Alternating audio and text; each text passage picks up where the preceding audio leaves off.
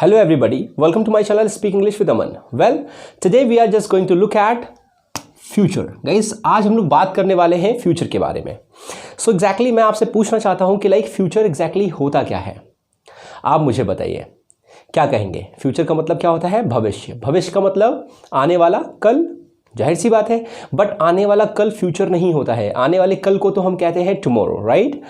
आने वाला जो पल है, आने वाला जो मोमेंट है, आने वाला जो लम्हा है, उसको ही हम फ्यूचर कहते हैं. क्योंकि देखिए, फ्यूचर के बारे में किसी को कुछ भी नहीं पता है. एनीवेज, सो आज हम जो बात करने वाले हैं फ्यूचर के बारे में, सो फ्यूचर के सेंटेंसेस को हम कैसे बोलते हैं. देखिए, जब भी हम किसी से भी कोई भी कॉन्वर्जेशन करते हैं, सो उस कॉन्वर्जेशन में हमारे पास बहुत सारे ऐसे सेंटेंसेस, बहुत सारे ऐसे वाक्य आते हैं जहां पर हमें फ्यूचर के सेंटेंसेस को बोलना होता है. अब फ्यूचर के सेंटेंसेस को हम बोलते कैसे हैं? किताबों में बहुत तरीके से होता है कि हम इससे पढ़ते हैं, उससे पढ़ते हैं, इस तरीके से बोलते हैं, उस तरीके से पढ़ते हैं. बट आज मैं आपको जो बताने वाला हूं, ये बहुत ही यूनिक तरीका है. और जो एक नेटिव स्पीकर जिस तरीके से इंग्लिश बोलते हैं, हम लोग उस तरीके से इंग्लिश बोलने को सीखेंगे और फ्यूचर के टेंसेस को भी सीखेंगे. चलिए, पहली चीज, डे फर्स्ट में मैंने आपको बताया था कि देखिए, कोई भी लैंग्वेज होती है उसको हम सेंस के अकॉर्डिंग समझते हैं. सो यहां पर हम सेंस की भी बात करेंगे. अगर मान लीजिए मैं आपसे बोलूं कि इस सेंस में कि मैं तुमसे बात करूंगा, ये सेंस क्या कहता है? ये सेंस कहता है कि मैं फ्यूचर की बात कर रहा हूं. ठीक है, फ्यूचर में ही बहुत सारी तरीके के सेंस आते हैं, अभी हम उनकी भी बात करेंगे. सो मैं बात बस ये बताना चाहता हूं आपको कि आप इस चीज पर फोकस करें कि हम सेंटेंसेस तो बनाना सीखेंगे, साथ में एक लैंग्वेज को सीख रहे हैं. और लैंग्वेज को सीखने के लिए हमें अपने खुद के विचार, हमें अपना खुद का माइंड यूज करना पड़ता है कि हम कहना क्या चाहते हैं. तो चलिए स्टार्ट करते हैं. देखिए, जब भी हम फ्यूचर के सेंटेंसेस की बात करते हैं तो फ्यूचर में हमेशा दो चीजें आती हैं जो हमेशा हमें बचपन से सिखाई गई है. That is called will and shall, right. अब ये विल एंड शैल होता क्या है? विल शैल को हम यूज करते हैं as a helping verb, right. अब आप समझिए कि क्या फ्यूचर के सेंटेंसेस में हम इन दोनों का यूज करेंगे? सो ऐसा बिल्कुल भी नहीं है.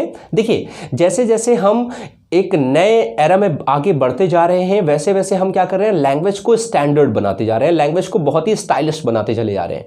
सो आज की जो स्पोकन इंग्लिश होती है, जो बोलने वाली भाषा होती है इंग्लिश की, इस भाषा में हम शैल का यूज नहीं करते हैं फ्यूचर के लिए. शैल का तो यूज किया जाता है, बहुत सारे नेटिव स्पीकर्स करते हैं, बट फ्यूचर के लिए वो कभी नहीं करते हैं. कब करते हैं? चलिए मैं बता देता हूं आपको. देखिए, जैसे कि डे फर्स्ट में मैंने आपको बताया था कि एक हम जब भी किसी भी सेंटेंस को सीखते हैं या किसी भी वोकैबुलरीज को सीखते हैं, सो उसमें क्या होती हैं? दो तरीके की वो वोकैबुलरी या सेंटेंसेस होते हैं. एक होते हैं फॉर्मल और एक होते हैं informal, as I told you in the beginning, right. अब ये फॉर्मल क्या होता है, इनफॉर्मल क्या होता है, ये मैंने आपको बताया था. अगर आपने उस वीडियो को ना देखा हो तो प्लीज डिस्क्रिप्शन में मैं उसका लिंक दे देता हूं, आप वहां पर क्लिक करके उस वीडियो को देख लीजिए, उसके बाद इस वीडियो को समझिए. ठीक है. एंड वीडियो को समझने की बात नहीं है, यहां पर बात है कि आपको formal and informal sentences and vocabs को समझाने का तरीका. तो जो हमारा विल होता है, विल का मतलब फ्यूचर के लिए, और जो हमारा शैल होता है, सेम मतलब होता है फ्यूचर के लिए. जब भी हम फॉर्मल सेंटेंसेस की बात करते हैं, फॉर्मल सेंटेंसेस कहाँ यूज होते हैं? हमारे ऑफिस में, स्कूल्स में, या रिटन मैनर में, राइट. या हम कोई एप्लीकेशन लिखते हैं, या हम कोई ईमेल्स लिखते हैं, या हम कोई लेटर लिखते हैं, या जब भी हम किसी बड़े से बहुत ही आदर और सम्मान से बात करते हैं, तो वहां पर हम यूज करते हैं फॉर्मल सेंटेंसेस का, राइट. और इनफॉर्मल सेंटेंसेस वो होते हैं जो हम डेली की कॉन्वर्जेशन करते हैं अपने दोस्तों से, घर से, मम्मी पापा से, और अपने मिलने जुलने वालों से. वो होती है एक इनफॉर्मल कॉन्वर्जेशन कि आप किसी से भी कैसे भी बोल देते हैं, वो चलता है, राइट. आप समझिएगा, जब भी फ्यूचर की बात हम करेंगे और फ्यूचर में अगर हमें विल और शैल की बात करेंगे, तो विल को यूज करेंगे इनफॉर्मल सिचुएशन में, इनफॉर्मल सेंटेंसेस में, इनफॉर्मल वाक्यों में. ठीक है. नाउ अब शैल का यूज कहां करेंगे? तो शैल का यूज फ्यूचर में ही करेंगे, विल की जगह पे ही करेंगे, बट उसका यूज करेंगे हम फॉर्मल कंडीशंस पे. जब भी हम लेटर लिखेंगे तो लेटर में क्या करेंगे? जब भी हमें कोई भी फ्यूचर का सेंटेंसेस लिखना होगा तो हम उसको विल से शैल से लिखेंगे, राइट. ईमेल्स लिखेंगे तो हम उसको शैल से लिखेंगे. सो कहने का मतलब है कि जब भी हम फॉर्मल कंडीशन की बात करेंगे तो वहां पर हम शैल का यूज करेंगे, और जब भी हम इनफॉर्मल कंडीशन की बात करेंगे तो वहां पर हम विल का यूज करेंगे. आई होप कि आपको समझ में आ गया होगा. तो चलिए अब आगे बात करते हैं कि हम फ्यूचर के सेंटेंसेस को बनाते कैसे हैं। देखिए, किसी भी सेंटेंस को बनाने के लिए एक रूल होता है और उस रूल को मैंने यहां पर लिख रखा है। सबसे पहले हम लगाते हैं सब्जेक्ट, उसके बाद हम लगाएंगे फ्यूचर के लिए विल, देन आफ्टर वर्ब की फर्स्ट फॉर्म जो हमारा एक्शन होता है, देन आफ्टर ऑब्जेक्ट, उसके बाद other words, right. So now यहां पर देखिए मैंने कुछ सेंटेंसेस लिखे हैं, राइट। पहले चलिए इन सेंटेंसेस की बात कर लेते हैं, उसके बाद हम इधर देखते हैं, ठीक है ना। जैसे कि मान लीजिए मैंने बोला कि लाइक मैं वहां जाऊंगा, मैं वहां जाऊंगा। आपका सेंस क्या कहता है, आपका मन क्या कहता है कि ये कब की बात हो रही है, फ्यूचर की बात हो रही है। सो फ्यूचर में हमेशा हम क्या लगाते हैं, will. So as I told you कि सबसे पहले सब्जेक्ट रखेंगे। मैं वहां जाऊंगा तो कौन जाएगा, मैं जाऊंगा, तो मैं की इंग्लिश होती है आई, राइट। उसके बाद हम विल लगा देंगे, विल मैंने लगा दिया। देन आफ्टर वर्ब लगाएंगे, वर्ब की फर्स्ट फॉर्म लगाएंगे। तो जाने का मतलब वहां जाऊंगा, जाना इंग्लिश में क्या होता है, गो, गो का मतलब जाना। सो हमने गो लगाया और वहां की इंग्लिश होती है देयर, राइट। सो हम क्या बोलेंगे, I will go there, I will go there. Next sentence है कि मैं इंग्लिश बोलूंगा, मैं इंग्लिश बोलूंगा। फ्यूचर की मैं बात कर रहा हूं तो मैं बोल रहा हूं कि मैं इंग्लिश बोलूंगा। सो कैसे बोलेंगे, आई will speak English, I will speak English। Next है कि तुम मुझे याद करोगे, तुम मुझे याद करोगे। तुमको ही हम इंग्लिश में यू कहते हैं और तुमको ही हिंदी में हम आप भी बोलते हैं, राइट। सो हम क्या बोलेंगे, यू विल, किसी को भी याद करना, किसी इंसान को याद करना पर्टिकुलर, सो उसके लिए हम लगाते हैं मिस। हमेशा हम लोग बहुत इस स्टेटमेंट को यूज करते हैं, I miss you, I miss you too, right. सुना, वहां पर हम क्या लगाते हैं, मिस। किसी भी इंसान को याद करने के लिए सो वहां पर हम लगाएंगे मिस। तो हम कैसे बोलेंगे, यू विल मिस मी, तुम मुझे याद करोगे, फ्यूचर के लिए ना। अब बात करते हैं हम चौथे सेंटेंस की। सो देखिए चौथा सेंटेंस हमारा क्या है, यहां एक क्वेश्चन पूछा जा रहा है। देखिए फ्यूचर में हमें ये तो पता होना चाहिए कि हम किसी को आंसर कैसे करते हैं, बट हमें ये भी पता होना चाहिए कि हम किसी से क्वेश्चन कैसे करते हैं, राइट। सपोज करिए मुझे आपसे क्वेश्चन करना है, राइट, या मैंने आपसे क्वेश्चन किया कि क्या आप या क्या तुम यहां आओगे, क्या तुम यहां आओगे। तो क्या करेंगे, जब भी हम ऐसे क्वेश्चन करेंगे फ्यूचर में तो सबसे पहले हम विल को ले आएंगे। सबसे पहले हम विल को रखेंगे क्योंकि हम क्वेश्चन पूछ रहे हैं, तो सबसे पहले हमने विल रखा, उसके बाद हम सब्जेक्ट रखेंगे एंड देन उसके बाद हमारा जो एक्शन है, जो हमारी वर्ब है उसकी फर्स्ट फॉर्म एंड देन उसके बाद ऑब्जेक्ट। सो यहां पर देखिए सेंटेंस क्या बना है कि क्या तुम वहां, सॉरी क्या तुम यहां आओगे। तो हम कैसे बोलेंगे, will you come here, will you come here. And this is called here, right, it is not hair, hair नहीं होता है, that is called here, right. So now will you come here, will you come here। Next sentence देखते हैं हम अपना। Next sentence क्या कहता है कि क्या वो इंग्लिश सीखेगा, क्या वो इंग्लिश सीखेगा। सो वो कोई लड़का हो सकता है और वो कोई लड़की भी हो सकती है, बट यहां पर देखिए सीखेगा का मतलब क्या आ रहा है, लड़के की बात हो रही है। तो हमने क्या बोला, will he learn English, will he learn English. I hope कि क्लियर हो रहा होगा। नेक्स्ट सेंटेंस है हमारा कि क्या यह काम करेगा। अब सपोज करिए कोई भी हमारे पास ऑब्जेक्ट, मान लेते हैं ये मार्कर है, राइट, और मैंने आपको देखा और आपसे पूछा कि लाइक ये मार्कर क्या काम करेगा, ये मार्कर क्या काम करेगा, दैट मीन्स चलेगा या लिखेगा एंड ऑल दैट। सो इसकी जगह पे कोई भी चीज हो सकती है, ठीक है। सो वहां पर मान लेते हैं कोई एक काम है, कोई एक चीज है और मैं पूछ रहा हूं कि क्या ये मोबाइल फोन काम करेगा, क्या ये टी शर्ट काम करेगी, राइट, क्या ये बोर्ड काम करेगा। सो जब भी ऐसी चीजें पूछते हैं, एक अलग ऑब्जेक्ट की बात हम करते हैं, तो उस ऑब्जेक्ट के लिए हम हमेशा इट का यूज करते हैं या दिस का यूज करते हैं, ठीक है। तो समझिए सेंटेंस क्या है कि क्या यह काम करेगा। क्वेश्चन पूछा जा रहा है तो मैंने बोला will it work, will it work, क्या ये काम करेगा, विल इट वर्क ना। ये तो बात हो गई कि हमने सेंटेंस को कैसे बनाया, कैसे फ्रेम किया, कैसे क्वेश्चंस को किया, राइट ना। अब जब भी बात हम थोड़ा सा आगे बढ़ते हैं, थोड़ा सा आगे बढ़ने का मतलब यह है कि अगर मान लीजिए हमसे कोई फ्यूचर में क्वेश्चन करता है, माइंड में पहली चीज तो एक चीज समझ लीजिए कि जब भी हमसे कोई भी फ्यूचर में क्वेश्चन करेगा तो उसको क्वेश्चन करने के लिए किसकी सहायता लेनी पड़ेगी, इस विल की, राइट। हमेशा विल से क्वेश्चन होता है। नाउ अब हम आंसर कई तरीके से देते हैं। कई तरीके का मतलब ये होता है कि हम फ्यूचर में श्योर नहीं होते हैं कि लाइक हमें क्या करना है क्या नहीं करना है, और हम पूरी तरीके से पक्का नहीं होते हैं कि लाइक हमें ये करना ही है या नहीं करना है, या शायद करना है या शायद ही करना है, राइट। सो नाउ फ्यूचर में हम जब भी क्वेश्चन का आंसर करते हैं तो हमारे पास बहुत सारे कंफ्यूजन होते हैं। चलिए देखते हैं वो कंफ्यूजन कैसे होते हैं। एक सेंटेंस देखते हैं फ्यूचर में क्वेश्चन का कि क्या तुम यहां आओगे। मैंने आपसे पूछा कि क्या तुम यहां आओगे, तो अगर आपने मान लीजिए मैंने इंग्लिश में आपसे पूछा विल यू कम हियर, सो आपने आंसर किया कि हाँ सर मैं आऊंगा, तो आप सिंपल सा आंसर करेंगे आई will come here, I will come here, मैं यहां आऊंगा। बट सपोज करिए आपके पास कोई प्रॉब्लम आ गई, राइट, आपके पास कोई इश्यू हो गया, सो अब आप क्या करेंगे, अब आप बोलेंगे कि सर मैं हो सकता है कि मैं आऊं, राइट। फ्यूचर का ही सेंटेंस बोलने के तरीके भी बहुत सारे होते हैं, अभी मैं बता देता हूं आपको। सो जब भी हमें एक डाउट होता है, डाउट कितने कितने का होता है, 50% ना का, देखिए यहां पर माइनस का साइन लगा हुआ है, और 50% प्लस का पॉजिटिव, दैट मीन्स हां का। 50% हां और 50% ना है अगर, सो उस जगह पर हम विल की जगह पर क्या यूज कर देंगे, में। क्या यूज कर देंगे, में।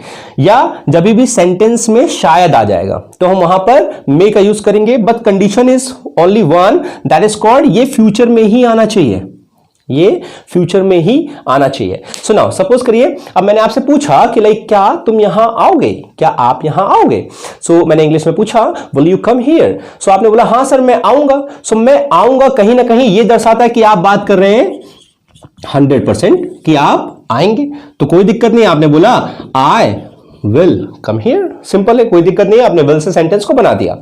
बट अगर आपको यह कहना है कि लाइक शायद मैं आऊं या शायद मैं यहां आऊंगा, सपोज देखिए मैंने सेंटेंस लिख रखा है शायद मैं यहां आऊंगा, शायद मैं यहां आऊंगा, सो कहने का मतलब क्या है कि अभी मैंने एक डाउट बता दिया। डाउट क्या बताया, 50% हां और 50% ना का। सो उस जगह पे क्या करेंगे, हम विल की जगह पर मे का यूज करेंगे, हम विल की जगह पे किसका यूज करेंगे, मे का, राइट। सो हम क्या बोलेंगे, I may come here. Now here is one more thing is that कभी भी आप सेंटेंस को ट्रांसलेट मत करिए, आप सेंटेंस को फील करिए।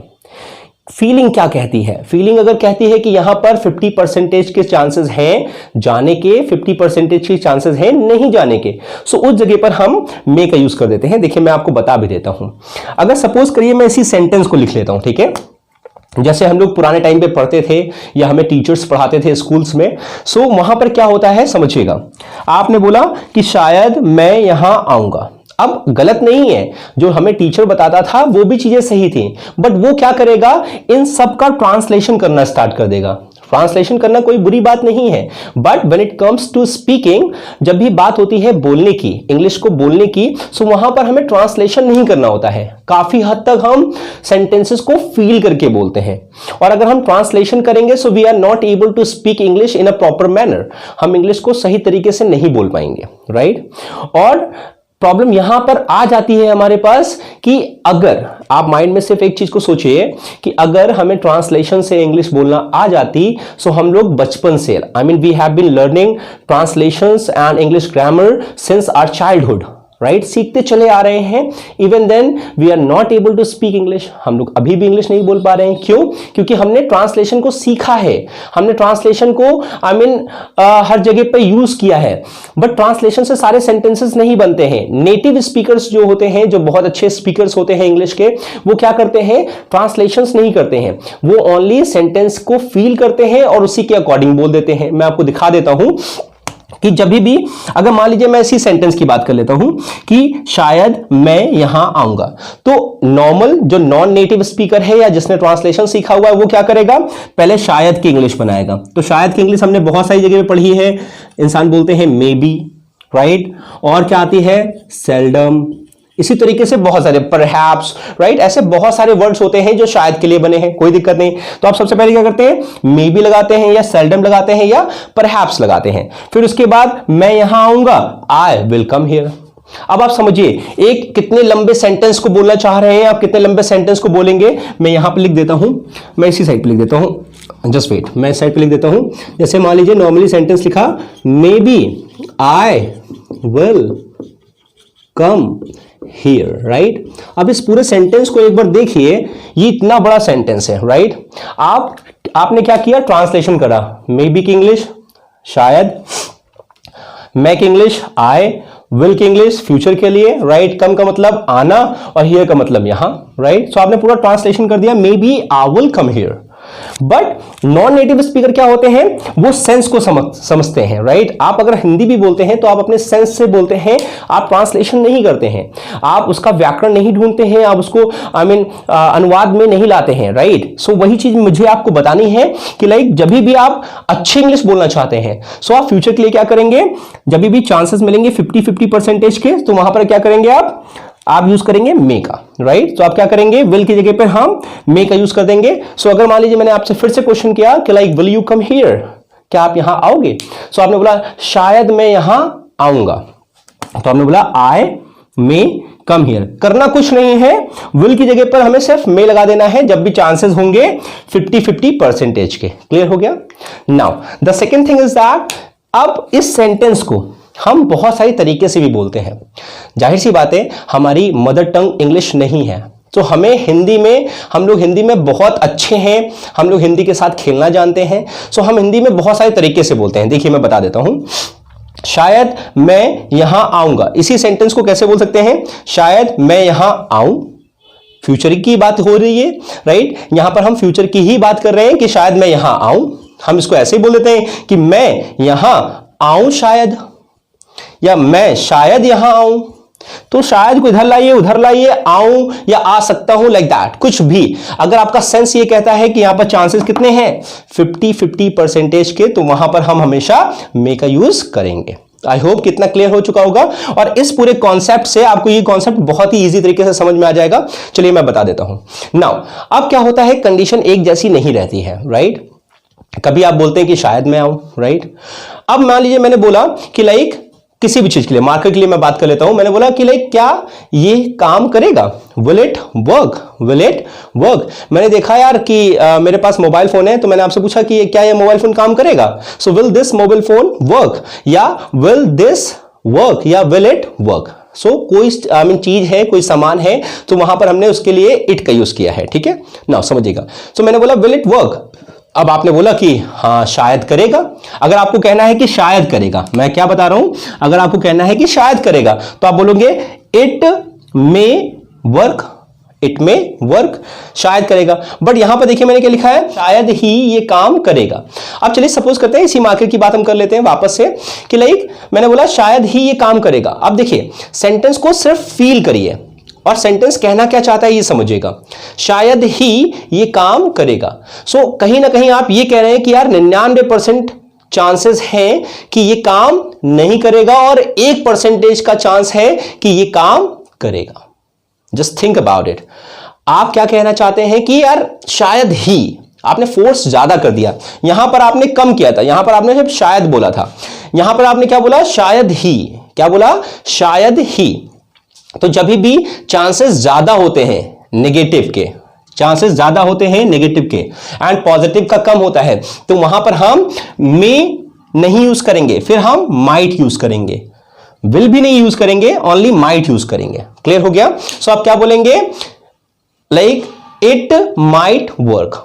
अब इस जगह पे आप विल लगा सकते हैं, ऐसा नहीं लगा सकते हैं, बट विल लगा देंगे तो कहीं ना कहीं 100% की बात हो जाएगी। बट यहां पर चांसेस क्या बताने हैं कि वेरी लेस, बहुत कम चांसेस है कि ये काम करेगा। सपोज मैंने आपसे बोला कि लाइक सपोज आपके घर में जो पंखा लगा हुआ है, राइट, या जो एसी लगी हुई है, मैंने बोला यार क्या ये काम करेगी, आई मीन बहुत दिन हो गया, ताले में बंद थी, कमरे के अंदर थी, और 10 साल बाद आपने उस एसी को निकाला या उस फैन को निकाला, तो मैंने बोला यार इतना तो गंदा है ये, क्या ये काम करेगा।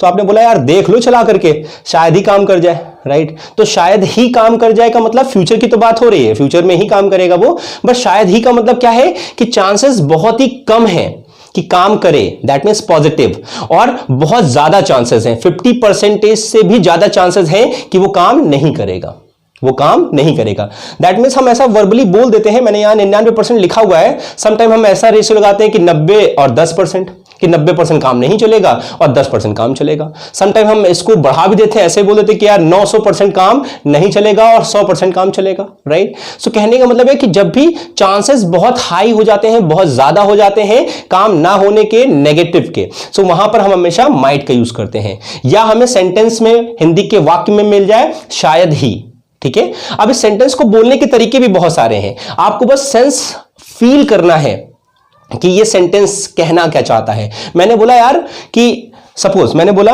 एक सेंटेंस को समझिएगा, आप बताइए मुझे कि ये मे से बनेगा कि माइट से बनेगा, राइट। मैंने बोला कि लाइक यार शायद मैं खेलूं, शायद मैं खेलूं, तो ये क्या है, नॉर्मली मैंने बोला शायद मैं खेलूं, तो चांसेस क्या है 50-50% के, राइट। सो आपने बोला आई मे प्ले, आई मे प्ले, और मैंने बोला यार शायद ही मैं खेलूं, शायद ही मैं खेलूंगा या खेलूं, तो आप क्या बोलेंगे कि यार यहां तो चांसेस क्या हो गए ना खेलने के बहुत ज्यादा हैं, राइट, और खेलने के कम है, राइट। खेलने का कम कैसा है, 1% का चांस है कि यार मैं खेल सकता हूं, और 99% के चांसेस है कि मैं नहीं खेलूं, क्योंकि मेरे पैर में दर्द है और अगर ठीक हो गया शाम तक की तो मैं खेलूंगा, अदरवाइज मैं नहीं खेलूंगा। तो ऐसे चांसेस पे क्या करेंगे आप, उस जगह पर मे का यूज नहीं करेंगे, फिर आप माइट का यूज करेंगे। सो बोलेंगे I might play, I might play. I hope कि क्लियर हो चुका होगा।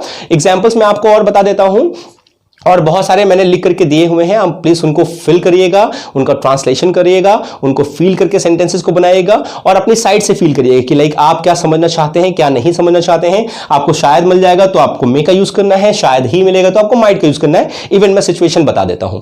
एक सेंटेंस मैंने बोला कि लाइक अच्छा ये बताइए कि क्या आपकी मम्मा खाना बनाएंगी, तो क्वेश्चन मैंने किया फ्यूचर के लिए, तो मैंने बोला will your mother prepare the food, will your mother prepare the food. तो आपने बोला कि हां बनाएंगी। जब हां बनाएंगी दैट मीन्स कि वो कहीं ना कहीं 100% श्योर है। सो आप क्या बोलेंगे, yes my mother will prepare the food, yes my mother will prepare the food. Now अगर मान लीजिए आपने बोला कि शायद बनाए यार, मतलब कोई पक्का नहीं है, शायद बनाए, तो आप क्या बोलेंगे, माय मदर विल की जगह पे क्या लगा देंगे, मे। सो क्या बोलेंगे, my mother may prepare the food, my mother may prepare the food. But आपने देखा कि यार आपकी मम्मा की तबीयत खराब है, या मेरी मम्मा की तबीयत खराब है और तबीयत बहुत ज्यादा खराब है, तो वो खाना नहीं बना पाएंगी, रात तक की हो गई, अगर सही हो गई तो बनाएंगी। तो आप ऐसा भी समटाइम बोलते हैं एक हिंदी लैंग्वेज में कि यार शायद ही मेरी मम्मा खाना बनाए, यार बहुत ही मुश्किल है, आई मीन लाइक कोई पक्का नहीं है कि वो खाना बनाएंगी। अब देखिए हम जोर ज्यादा दे रहे हैं, राइट, जोर ज्यादा क्या दे रहे हैं कि वो ना बनाए, राइट, वो नहीं बनाएंगी क्योंकि उनकी तकलीफ है, उनको दिक्कत है, उनकी तबीयत ठीक नहीं है, तो वो नहीं बनाएंगी। बट कहीं ना कहीं हम 1% को छोड़ दे रहे हैं कि यार हो सकता है कि अगर उनकी तबीयत ठीक हो गई तो वो खाना बना ले। सो मैंने कहने का तरीका क्या बताया आपको, ज्यादा परसेंटेज बता दिए। मैंने बोल दिया शायद ही, सेंटेंस में आपको ये मिल जाएगा कि शायद ही, बट अगर आपको शायद ही ना मिले, सेंस आए कि 99% ना है और 1% की हाँ है, तो वहां पर आप माइट का यूज करेंगे। तो उस जगह पे क्या बोलेंगे कि शायद ही मेरी मम्मा खाना बनाए, my mother might prepare the food, my mother might prepare the food. So I hope कि ये पूरा सिनेरियो आपको क्लियर हो चुका होगा, आपको ये फ्यूचर समझ में आया होगा। मैंने बहुत सारी वोकैब्स दी हैं, बहुत सारे सेंटेंसेस भी दिए हैं, और आपको कुछ सेंटेंस ऑब्जर्व भी करने हैं, आपको उनके आंसर्स भी लिखने हैं। सो आप उन सारे सेंटेंसेस को बनाइए, बहुत ही ध्यान से बनाइए, क्योंकि ये फ्यूचर है, थोड़ा डाउटफुल है। हम अभी शैल की बात हमने नहीं करी है, क्योंकि शैल को हम रिटन में यूज करते हैं एंड विल को हम स्पोकन लैंग्वेज में यूज करते हैं। सो आई होप कि ये पूरा सिनेरियो, ये पूरा चैप्टर, ये पूरा लेसन आपको समझ में आया होगा। सो इस लेसन को देखने के लिए thank you so much, and अपने होमवर्क को जल्दी से कंप्लीट करके भेजिए। Thank you so much and have a great time.